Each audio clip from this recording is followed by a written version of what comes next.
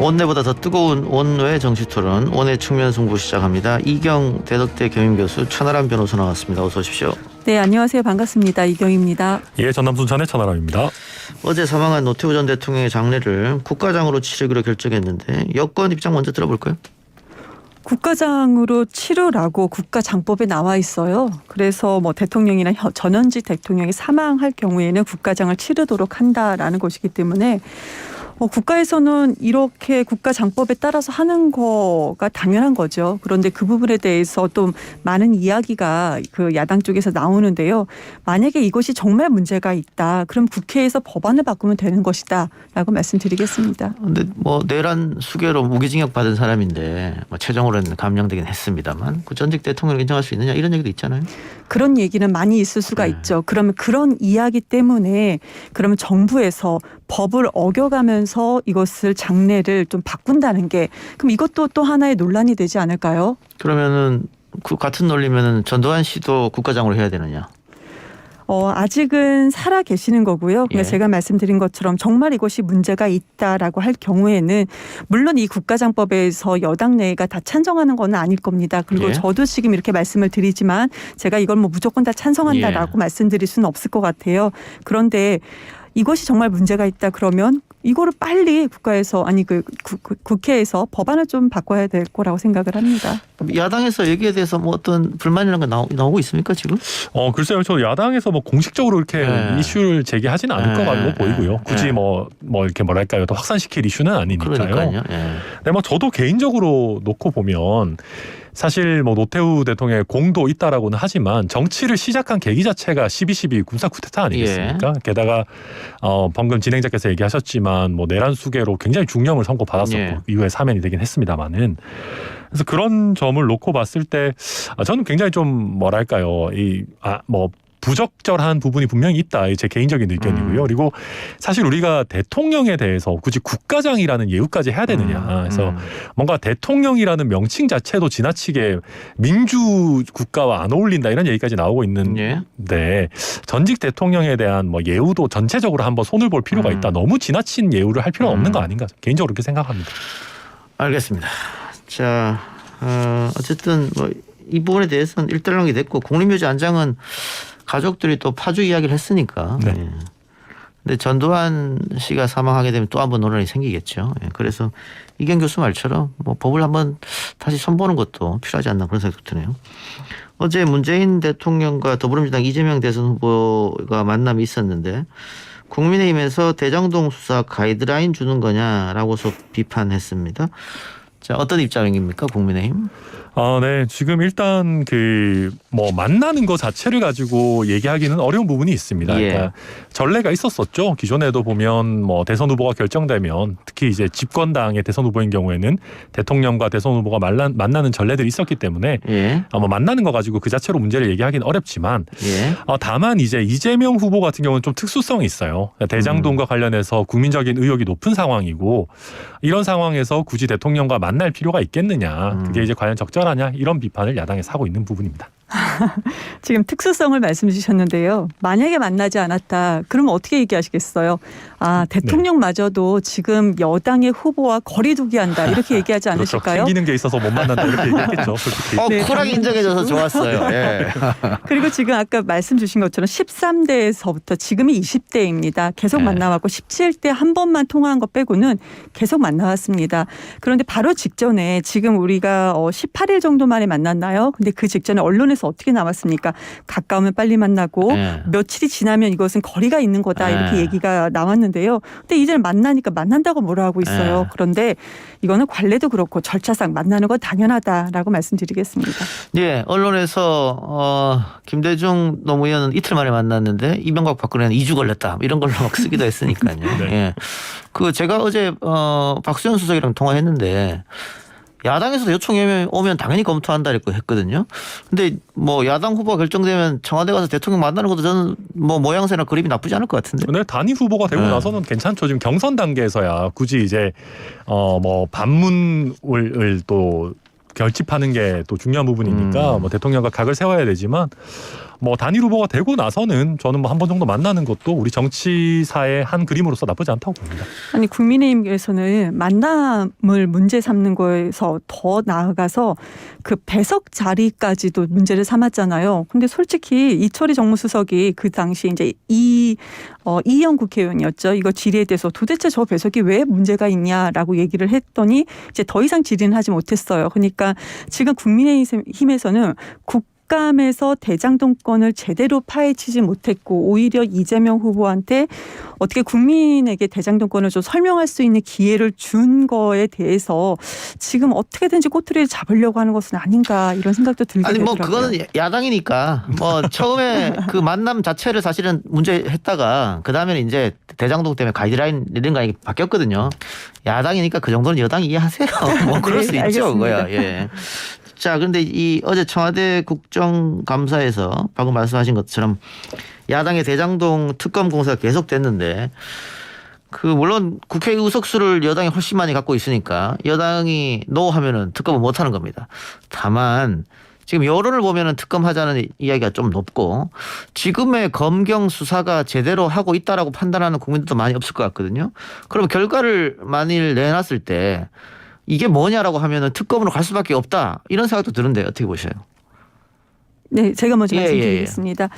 우선은 지금 대장동권은 자체가 물론 대장동에 사는 국민들에 제한되어 있는 것이지만 거기에 주민들이에요. 그렇지만 국민 여론은 그렇지 않은 것 같아요. 내가 사는지 부동산하고 연결이 좀 되는 것 같아요. 그래서 이 부분에 대해서는 국민들은 좀 더 깊이 파헤치기를 원하시는 것 같고 그러기 때문에 야당에서도 지금 이 특검 가야 된다라고 얘기를 계속하는 것 같아요. 아까 말씀 주신 것처럼 뭐 야당이니까 이렇게 할 수가 있다. 그렇죠. 국감장에서 야당임에도 불구하고 제대로 못했어요. 오히려 성남 자료를 경기도에 가서 달라고 얘기를 하다가 국감 자료를 주지 않았다 이렇게 얘기를 하고 있었거든요. 예. 성남에서 가서 달라고 해야 되는 자료였었던 거죠. 그래서 이제는 이제 마지막으로 이제 특검에게 얘기를 하는 건데 국민들께서는 이거를 원하시는 것 같아요. 지금 분위기를 봤을 때 제 주변만 봐도 그러시는 것 같은데 우선은 경찰과 검찰이 수사 결과를 나온 다음에 왜냐하면 돈 받은 사람들이 다 국민의힘 쪽이잖아요. 예. 그리고 이걸 기획한 사람들도 내부 민간 개발업자 내부에 있는 사람들도 어떻게 보면 다 국민의힘과 관련된 사람들이기 때문에 수사 경찰과 검찰의 수사 이후에 만약에 그때에도 뭔가 국민들께서 이거 특검 가야 되지 않냐라고 말씀을 주신다면 그때도 민주당에서는 좀 심각하게 고민을 해야 되지 않을까 생각을 합니다. 네. 네, 근데 뭐 돈 받은 사람이 다 국민의힘이다라고 하셨는데 유동규 씨는 국민의힘 사람 아니지 않습니까? 네. 그래서 일단 지금 국민들께서 얘기하시는 것도 경찰 검찰 수사 의지가 있는지 그리고 수사 네. 능력이 있는지 잘 못 믿겠다라는 거잖아요. 사실은 이재명 지사께서도 합수본 수사는 받겠다라고 하셨어요. 네. 그 경찰 검찰 합동 수사는 받겠다고 하셨는데 근데 그거랑 특검이 사실 크게 다를 건 없습니다. 수장이 누구냐. 만약에 합수본을 하게 되면 지금 문재인 정부 아래에 있는 경찰청장과 검찰총장이 지휘를 하게 되는 거고 특검을 하게 되면 좀 독립적인 특검이 지휘를 한다라는 것밖에 차이가 없는 거거든요. 그럼 무슨 얘기냐면 이재명 지사께서 무슨 수사든 다 받겠다라고 했지만 결국은 문재인 정부에 의해서 컨트롤되는 수사만 받겠다라고 하시는 것 아닌가. 이거 그런 거를 국민들께서 꿰뚫어 보고 계시다. 알겠습니다. 자, 그 만일 특검으로 가게 되면 이거 검경이 그 유의미한 결과를 내놓지 못하면은 저는 여론이 상당히 들끓어서 특검으로 갈 수 있다고 보는데 그럼 여야가 또 그다음에 어떤 협의를 해야 되느냐. 특검의 범위를 놓고 수사 범위를 놓고 협의를 해야 돼요. 그러면 그럴 경우에 여당이 이 대장동 의혹의 시작이 부산저축은행 사건 부실 수사 시작됐으니까 그것도 같이 하자. 그럼 또 윤석열 후보가 만일 국민의힘 후보가 된다면 그럼 또 그것도 부담일 텐데 거기다가 아까 유동규 씨 얘기했습니다만 유동규 씨는 지금 뇌물 5억 그런 혐의가 있잖아요. 네. 근데 곽상도 의원은 김만배와 통화에 가서 아들로 돌려가지고 돈을 달라 뭐 이런 보도까지 나온 상태에서 그 금액은 50억이란 말이에요.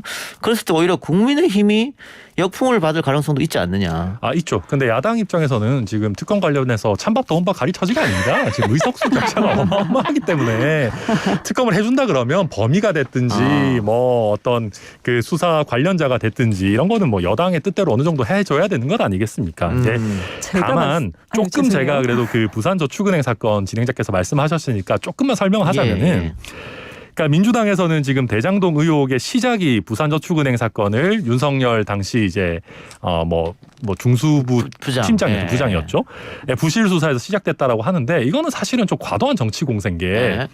당시에 부산저축은행 수사가 진짜 엄청나게 컸거든요. 예. 수사팀도 중수부 거의 전체가 동원되다시피 해가지고 100명 이상이 수사팀이 투입이 됐고 관련자가 3,000명이 넘어요. 아마 이 계좌 들어다 본 것도 어마어마하게 많을 겁니다. 그래서 이거에 대해서 지금 대장동 하나를 잘 짚어내지 못했다라고 해서 윤석열 후보에게 책임 있다. 이거는 사실 과도한 정치 공세이기 때문에 특검 해봤자 별거 없을 거고요. 다만 곽상도 의원 이런 분들은 제가 봐도 이거 50억을 아들만 보고 줬다는 거 그 누가 믿겠습니까? 그래서 탈탈 털어서 문제가 있으면 뭐 야당이라도 뭐 털어야죠. 뭐 어떡하겠습니까? 뭐 꼬리 자르기입니까? 아니 뭐 저희는 뭐 상도수호 이런 거 아니까요. 예. 아니 지금 특검해봤자 별게 없을 거라고 그냥 얘기를 하셨는데요. 솔직히 지금 결론만 얘기해 드리자면 국감해봤자 지금 별게 없었어요. 그래서 오로지 지금 특검하자고 하는 것인데 그리고 좀 뭐 대대적으로 수사를 부산저축은행 관련돼서 이게 종잣돈 1,100억 원입니다. 그리고 이게 SPC 중에서 1,100억 원이 금액이 이거보다 더 작은 것도 다 수사가 다 들어갔었거든요. 아주 깊이. 그런데 이상하게 대장동의 종잣돈이 마련된 이 부실 대출만 수사가 이루어지지 않았다는 것은 정말 상당히 이상한 거고요. 그리고 지금 아무래도 국민의힘 쪽에서는 국민의힘과 민주당 쪽에 대선 후보들의 토론회를 보면은 윤석열 후보의 토론 정도의 수준이 만약에 이 윤석열 후보가 국민의힘의 후보가 되고 민주당 후보 이제 이재명 후보하고 만약에 견주었을 때 후보 대 후보로 됐을 때 아무래도 지금 여러 가지로 밀릴 거라는 생각을 하지 않을까요? 그렇기 때문에 많이 뭐 아니면 도다 이러면서 특검 무조건 같이 가자. 그럼 윤석열도 같이 한번 뭐 털어도 없을 것 같지만 같이 한번 털어보자 하면서 그냥 가는 게 아닌가 이렇게 주장하는 것이 아닌가라는 생각도 들어요. 네, 부산저축은행이 그렇게 이상하다라고 하면 그거까지 엎어서 저희는 특검해도 좋다고 일단 저는 개인적으로 생각하고요. 그리고 예. 국감에서 야당 의원들이 잘 못했다. 뭐 저도 인정하는 부분입니다만은 근데 수사권이 있는 특검과 또 그 국감 그리고 특히나 야당이 소수당으로서 증인이라든지 자료를 받기 어려운 국감을 비교하는 거는 좀 맞지 않다. 저는 그렇게 봅니다. 알겠습니다. 뭐 어쨌든 뭐 시간이 지나면 어떻게 될지 결과가 나오니까요. 좀 지켜보기로 하고요. 또 뭐 홍준표 후보가 승리할 가능성이 있으니까요. 네. 예. 자, 어젯밤 고발 사주의 핵심 인물 손준성 검사의 구속영장이 기각됐습니다. 윤 전 총장은 공수처가 아니고 공작처다 이런 주장을 하더라고요. 천 변호사 어떻게 보십니까? 저는 공작처를 할 능력이 없는 것 같습니다. 공수처가. 그러니까 이게 좀 1호 구속영장 청구인데 이렇게 좀 무력하게 했나 싶을 정도로 좀 오히려 어떤 공작을 한다, 정치 공세를 한다 이런 얘기를 하기 전에 좀 무능력한 게 아닌가 이런 생각이 많이 들고요. 사실은 체포영장이 기각되고 나서 특별하게 어떤 스모킹 건이나 뭐 보안 수사 없이 구속영장을 청구하는 경우가 되게 이례적이거든요. 그래서 저는 공수처가 왜 이렇게 무리수를 뒀나 사실 좀 잘 이해가 안 되는 부분이 있습니다. 우리 만약에 공수처라든지 뭐 일반 국민들은 공수처하고 연관이 없겠지만 검찰에서 예를 들어서 수사를 받으러 오세요. 그러니까 그 출석 요구를 했습니다. 그럼 많은 국민들이 거의 뭐 99% 100% 가깝게 혹시라도 내가 불이익이 생길까 봐 겁내면서 그 시간대 출석하라는 그 시간대 다 갑니다. 이것이 당연한 거지요. 경찰이 불러도 우리는 다 갑니다.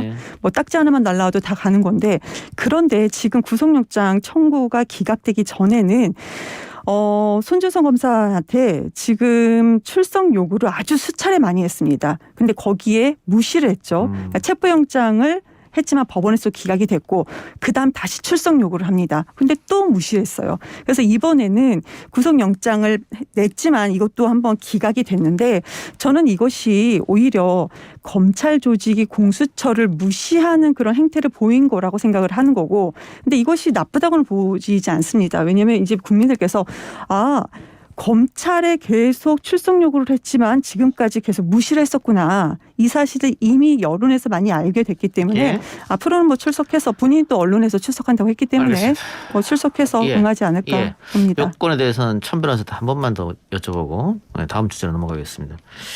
어쨌든 기각이 됐으니까 네. 수사 동력은 떨어질 것이다. 이런 이야기가 많던데 그렇게 보세요? 아니요, 근데 계속 하겠죠. 네. 계속 할 거고. 수사는 그리고 계속 하겠죠. 당연히. 네, 그리고 다 이제 이경 대변인께서 말씀하신 것 중에 좀 바로잡자면 손준성 검사가 뭐 완전히 무시를 한 것까지는 아닌 것 같고요. 이제 계속 좀 약간 차일피일 미뤘다라는 네. 정도의 표현 맞는 것 같고. 왜 밀었을까요? 그때 보니까 김웅과 조성은 씨의 녹취록이 터지니까 약간 네. 밀어달라고 한 것 같더라고요. 네. 왜냐하면 본인도 좀 검토할 시간이 필요하다. 뭐 네. 이런 식의 얘기였던 것 같고. 네. 그래서 아마 계속 수사를 할 텐데 문제는 지금 녹취록까지 포렌식이 다 끝난 상황에서 어떤 추가적인 진술을 확보할 수 있을 것인가. 예. 저 수사 동력의 면에서는 뭐 제가 네. 수사를 다 들여다본 건 아니지만 원래부터 동력이 그렇게 많이 있지는 않았다. 저는 그렇게 보입니다.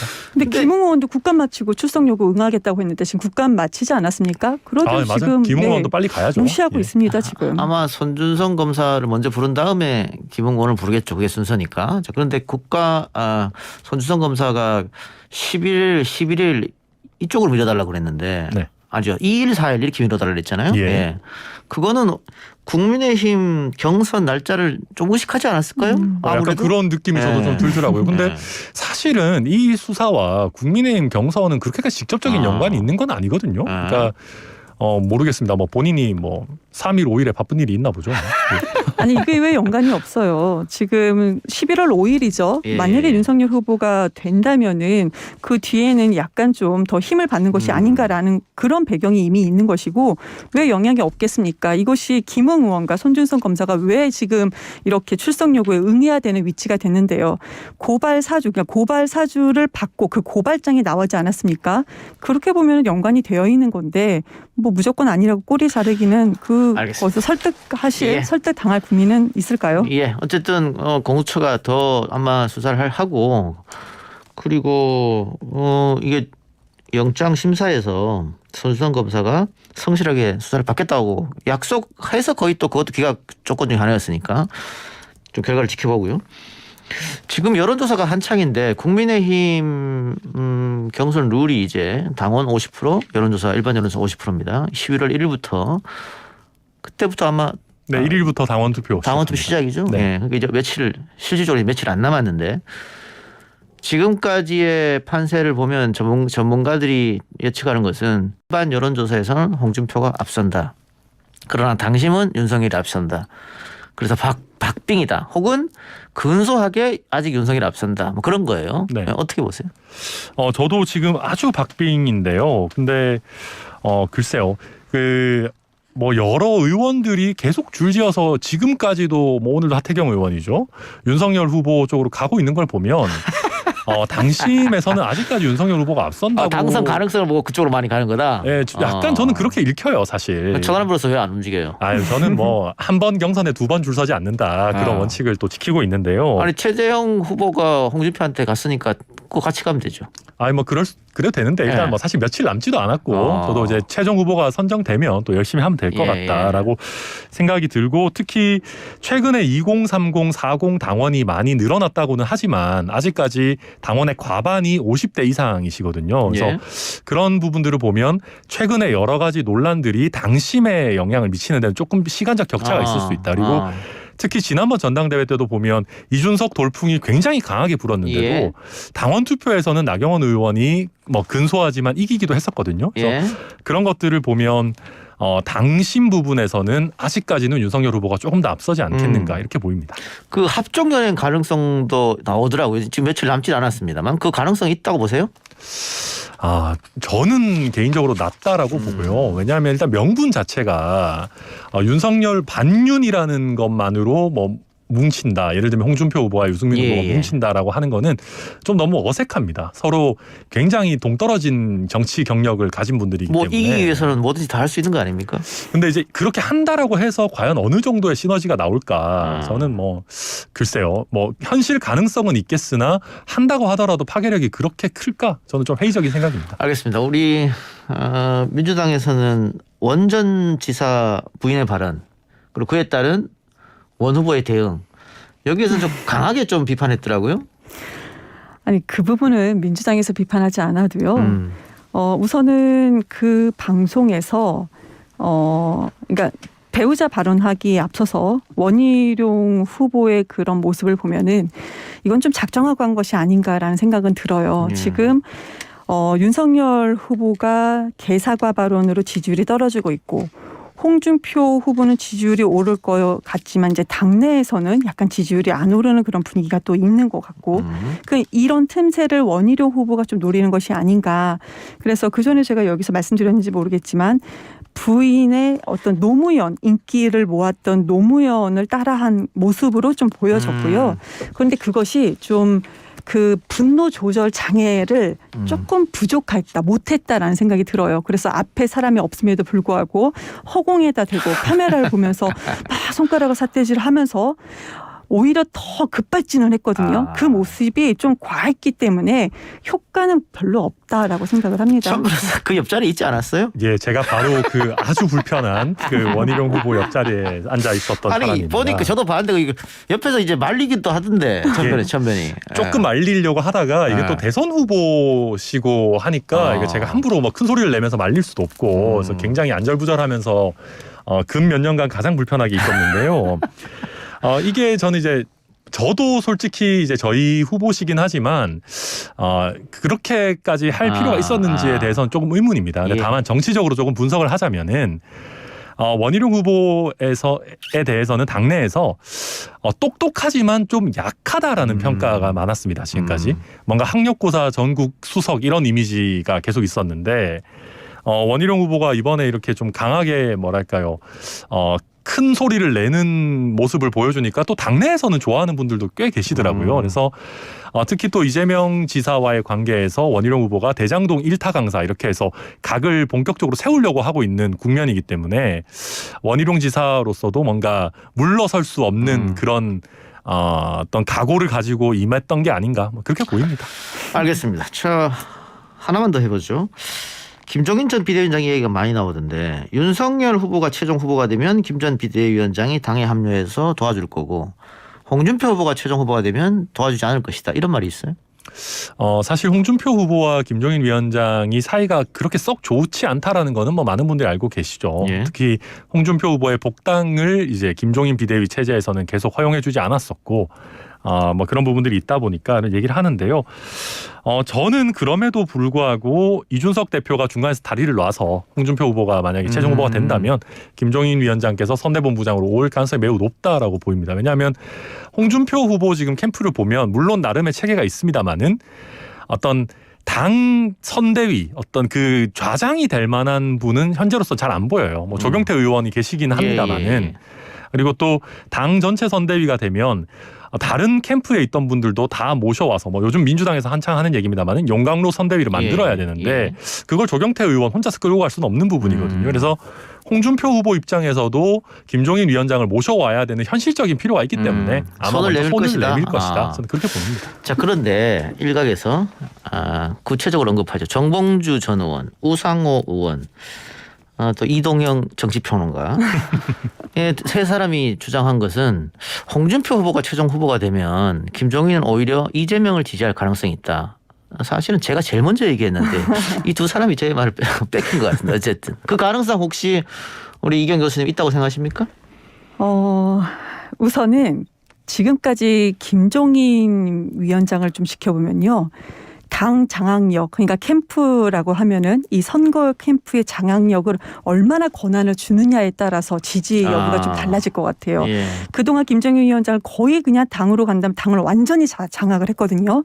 근데 만약에 그러지 않고 어느 자리 하나만 드리겠습니다라고 한다면은 글쎄 움직이실까라는 거서 저는 좀 퀘스천 마크를 두는 것이고요.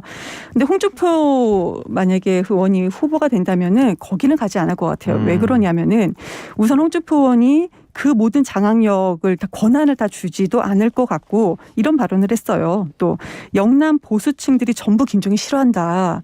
이런 말을 이미 좀 많이 했기 때문에 글쎄요. 지금 홍준표 의원이 만약에 후보가 된다 하더라도 저는 글쎄요. 이거는 좀 예. 긍정적으로 보지 않고 있습니다. 그래서 이제 이재명과 손잡을 수 있다는 얘기가 나오는 건데 왜냐하면 김종인 비대위원장이 민주당에 있을 때 사이가 나쁘지 않았거든요. 이재명 후보하고 돈독한 관계였고 또 최근에 김종인 전 비대위원장이 이재명이 대통령이 돼도 정권 교체다. 그러니까 이재명으로서 너무 바라는 말이거든요. 그 말을 상대당에 있었던 사람들이 해줬기 때문에 그래서 아마 이런 얘기가 나온 것 같고요. 또 변수라고 하면 안철수 대표의 출마인데 지금 보면 출마는 기정사실화 될 것 같아요. 다만 끝까지 완주하느냐 단일하냐 이건 이경규 씨한테 들을 시간이 없을 것 같은데 시간이 없으니까 천 변호사만 짧게 말해주세요. 네, 뭐 솔직히 단일화를 염두에 둔 출마라고 보는 게 더 맞지 않을까 싶고요. 안철수 후보 글쎄요 역대급 비호감 선거다. 그래서 지금 뭐 지지율이 어느 정도 나온다라고 하지만 결국 대선이 임박하면 임박할수록 진영 대결이 좀 더 강하게 붙을 수 있거든요. 그렇게 되면 아무래도 존재감이 흐릿해질 부분이 분명 올 겁니다. 그래서 어느 정도 상황을 보다가 본인의 몸값이 최고점에 달했다라는 시점에 뭔가 합당 논의를 하지 않을까. 저는 그게 현실적이라고 봅니다. 결국은 합당이나 단일화를 할 것이다. 예. 알겠습니다. 오늘 두 분 말씀 여기까지만 듣죠. 지금까지 천하람 변호사 이경 교수와 함께했습니다. 고맙습니다. 네, 감사합니다. 감사합니다.